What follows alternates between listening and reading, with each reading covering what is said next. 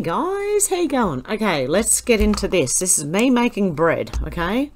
Now I've set my little spice rack up here, but I think it's a bit messy. But anyway, let's have a look. What am I doing? I think I'm just getting everything ready right now. The camera's in the wrong spot, by the way, and I didn't realize at the time, but it will improve as we go on. Okay, now we wanted to start with 210 mils of water, which I don't know what I've done here. I know I've got the measuring cup. I think I'm going to fill it up now with water.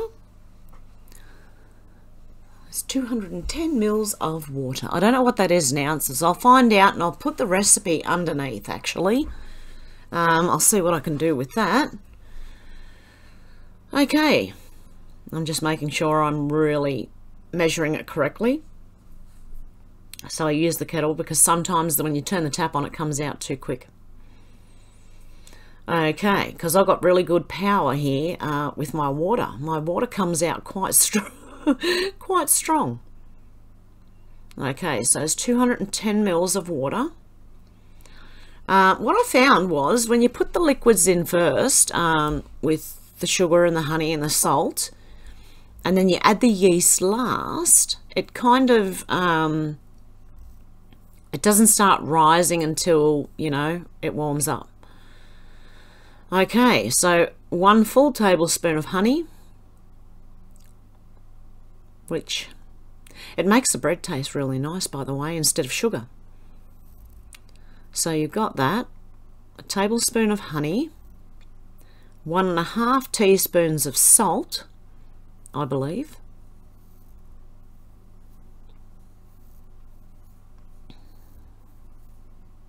Okay, I should fast forward this, because that's just me trying to get the honey off the bloody spoon.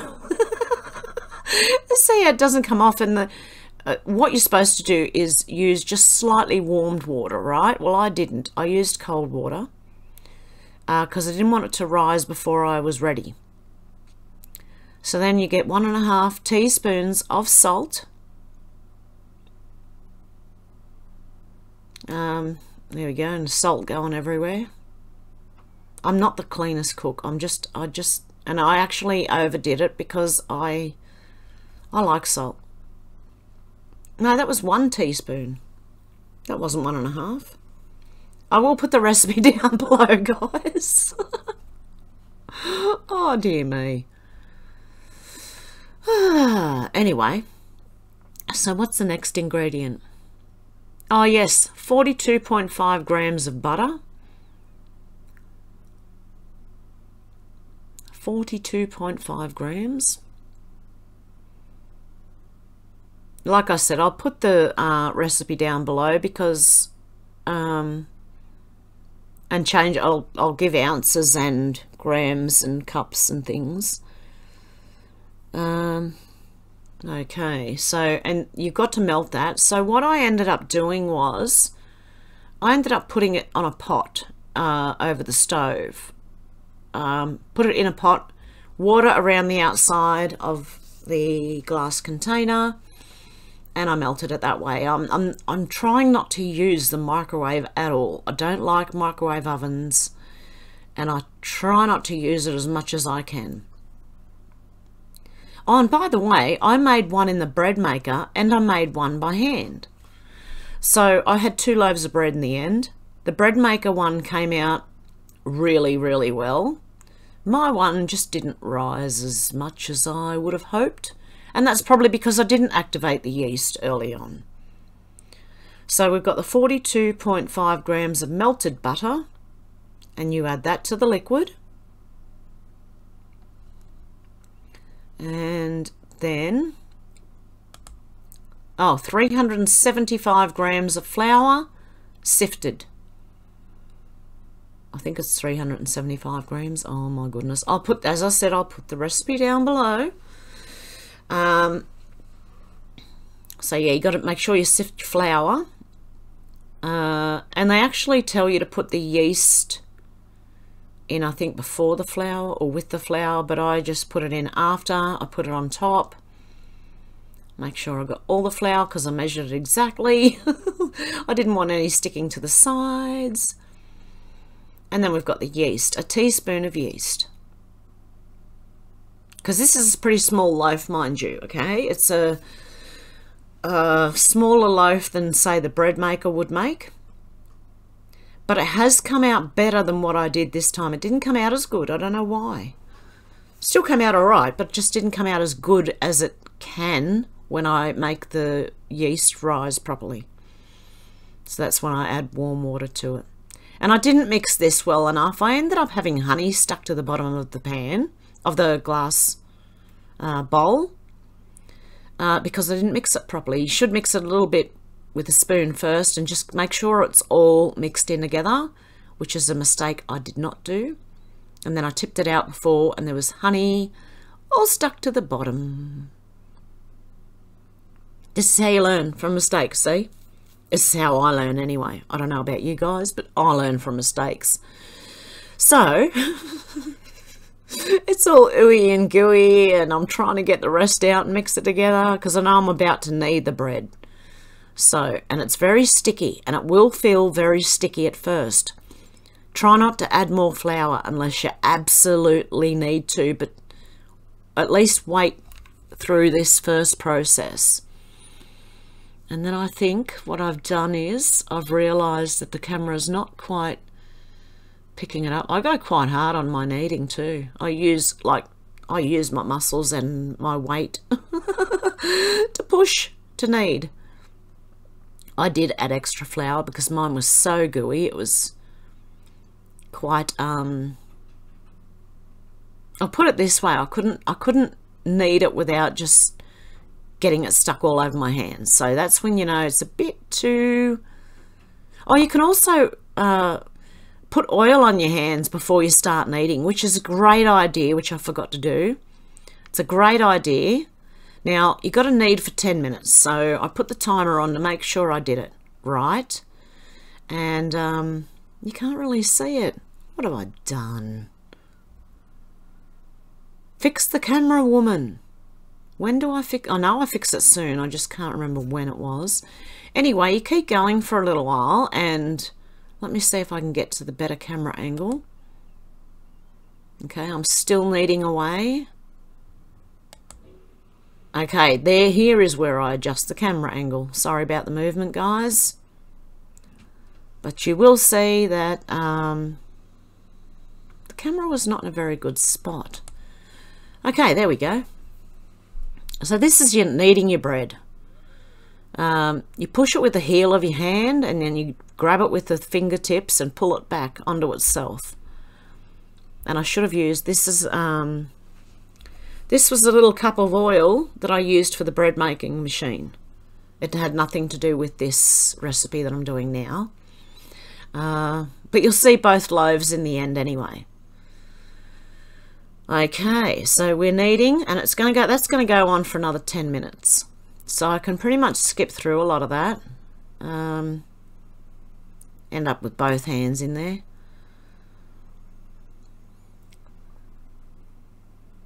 Okay, you just got over 5 minutes to go. Still got over 5. See the little clock going down as I fast forward it?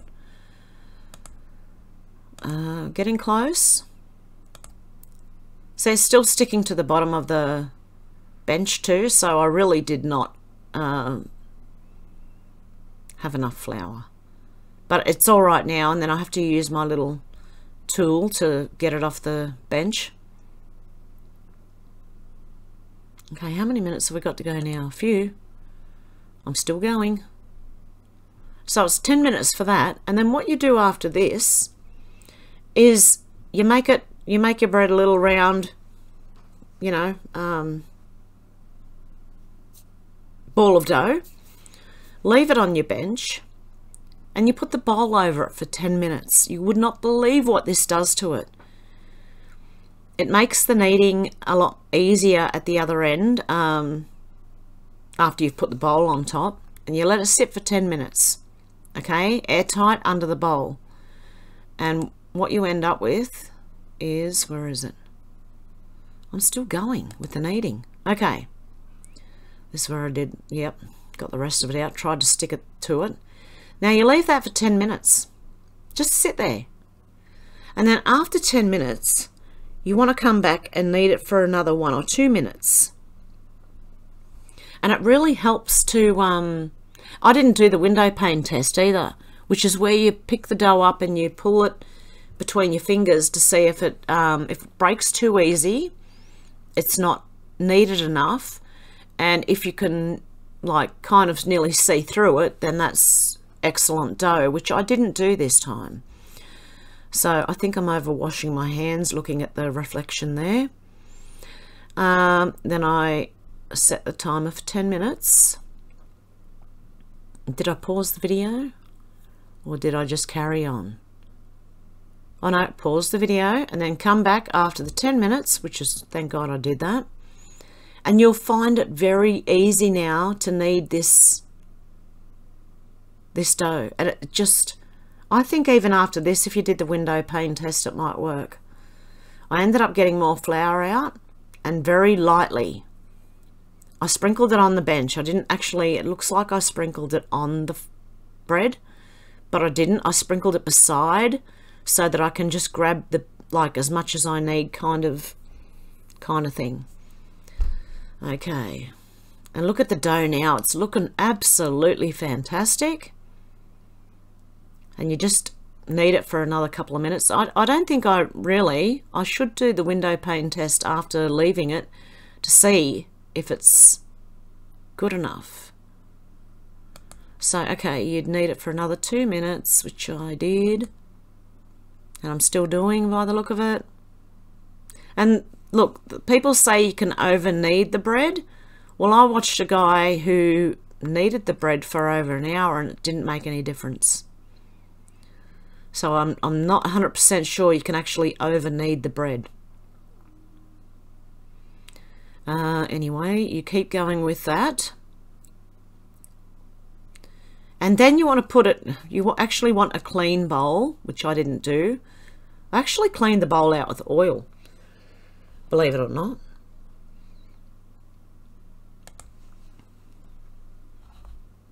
Okay, so what you want to do is clean the bowl out and then oil the bowl and put this clump of dough in the bowl, cover it in the oil, so turn it over when you're doing it, and then seal the top of the bowl. You're going to do it with cling wrap, saran wrap, whatever you call it, or you could probably put a plate over it. I don't know. I don't know if it's sealed airtight enough doing that. Oh, what's wrong with my video? Not playing properly. Oh, okay. So I nearly went to put it in without the oil. So what I did was I used the oil to clean. I just got a paper towel. I rubbed the oil into the dough that was in there. Got a paper towel and got all the bits out. Oh, this is lazy bread making, this one. Yep, so I cleaned it. Well, I didn't thoroughly clean it out properly. I just kind of wiped most of the doughy bits off. See, that's what happens.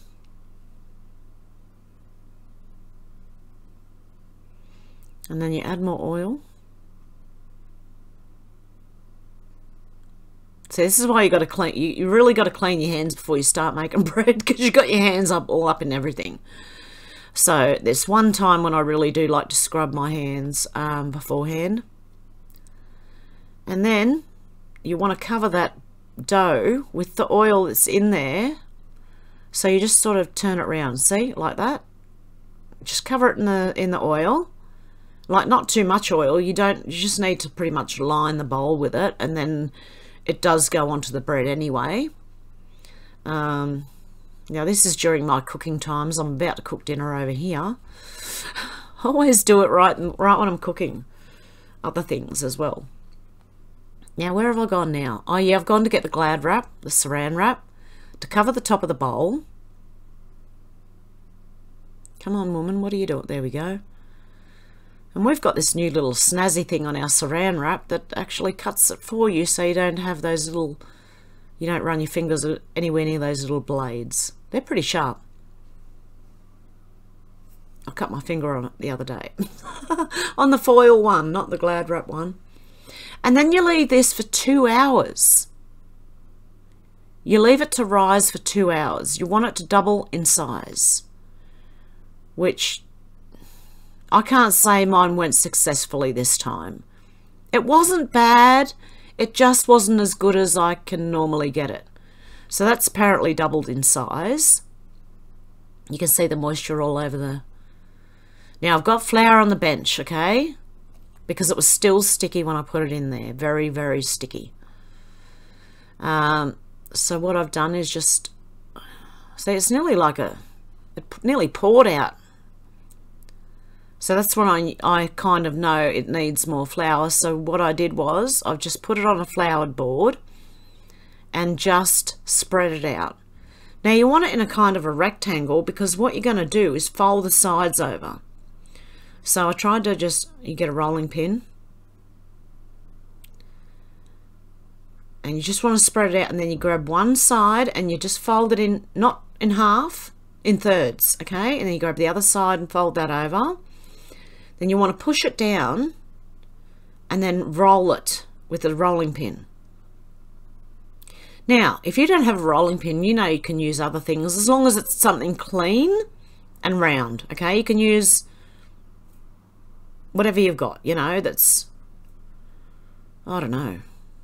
I'd say a can of like beans or something, except I don't trust the can would be clean because of where it's been.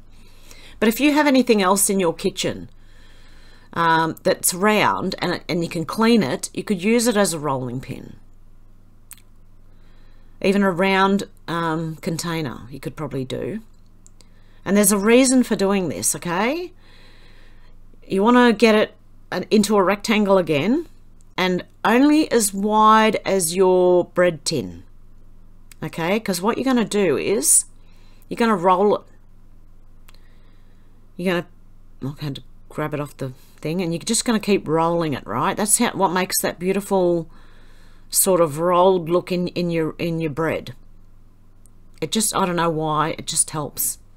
Okay, just do it, okay? Don't ask me why. It works, it really does. And I'm pulling it as I'm rolling. So I'm rolling and kind of pulling towards myself a little bit to stretch it. And then you get to the end and you're supposed to pinch that together, which I didn't do. I pinched the edges, the sides, but I really should have pinched that last join together as well. Okay, so you want your edges together and you want to push that join, and then you grab the back of it and pull it, slide it on the bench towards yourself. It stretches out the dough a bit more. I don't know why, but it does seem to help. Then I got sesame seeds because I love the country split bread, which they don't have any of in Australia at the moment. I don't know why. They're not making it. Something's going wrong. Oh, by the way, I'm hearing the warehouses are full. Yeah, it's just the supermarket shelves are empty. Who knows? So anyway, what I do is I put my sesame seeds on the counter. And then I roll the dough in it. So there probably wasn't enough there. And there ended up not being enough on the bread anyway. So I need to use a lot more sesame seeds. And then I roll the dough and pick up the sesame seeds on the dough. And I move it around so I'm grabbing all the sesame seeds from everywhere. And then you make sure you've buttered, right, okay, grease that bread tin. Now mine's got holes in the bottom. Mine's for like outdoor and indoor use, those bread tins. They come with lids, which are very good. Then you put it in there and then you want to make it rise again. So this time, the first rise is 2 hours. The next one is 75 minutes, an hour and 15 minutes. But you want to cover it again in Glad wrap. You want it airtight so it stays warm and rises. Now mine didn't do real well on the rise this time. Oh dear me. It's perfecting how to make bread, you know what I mean? And me being awkward with the Glad wrap. You know how it sticks to everything, and Then you can't unroll it and it's just getting sticky, and then, yep, there we go, finally. I'll tell you what, that thing makes it a lot easier to cut the Glad wrap with. Okay. So then you seal it again and you leave it to rise for another 1 hour and 15 minutes. Somewhere warm. I'm looking for somewhere warm. Right next to the stove. Seemed to me to be a great idea because I was cooking at the time as well. Okay. Now, I'll just hang with me while I find the rest of the video. Okay, now, here we go with, there's my loaf of bread under there, believe it or not, from the machine, okay? Now, I'm going to show you the rise of mine. It rose and it spread, but it didn't rise quite as much. Like, I've had it over the top of the bread tin before. I've had it rise over the top. So now when it has finished rising, you want to put it in the oven at 180 degrees for approximately 35 minutes. Now you've got to watch it because the top of the bread can burn. There's the loaf from the machine, okay? The reason you want to watch it is because your top of your bread can burn if you're not careful. You can put foil on the shelf above it or put paper over the top, baking paper. That was my foil. I had it on the top shelf and I had my bread underneath. It wasn't touching the foil. It was actually sitting on the shelf underneath because my oven has a top element that comes on with the oven. Okay, so now the bread's done and it's out. And I will say the machine did better than I did this time. I should have recorded what I did with the machine as well, but I was really trying to get my bread done. Now you can see my bread just in there. What I'm doing is covering it with butter at the end. Okay, when it comes out and it's hot, if you put butter over the top of it, it kind of softens the crust. Now that's if you want a softer crust, okay? Don't do this if you like your crispy crusts, okay? This is for me to eat the bread and soften it a little bit so I can eat the crusts. And when am I going to show you? I think now I'm going to show you. I'm going to tilt it sideways just to show you what I've done, I think. Yep. There's my bread. And I don't know, probably would have been better if I had toasted those sesame seeds first. I'm just not sure about that. Someone can let me know in the comments. Okay, so now I've let it cool down. You leave it for about 5-10 minutes to cool down. And there's my loaf of bread. It wasn't too bad, but because I didn't pinch, see it came apart? I didn't pinch that, the join, which you should have done. And so therefore it came apart. Now look, there's the machine bread. There is my bread. Okay? Not that much different. This is a quick, easy bread and it has different ingredients than what I put in this one. So, but this is what it ended up being like in the end. Okay, that's my bread and the machine bread.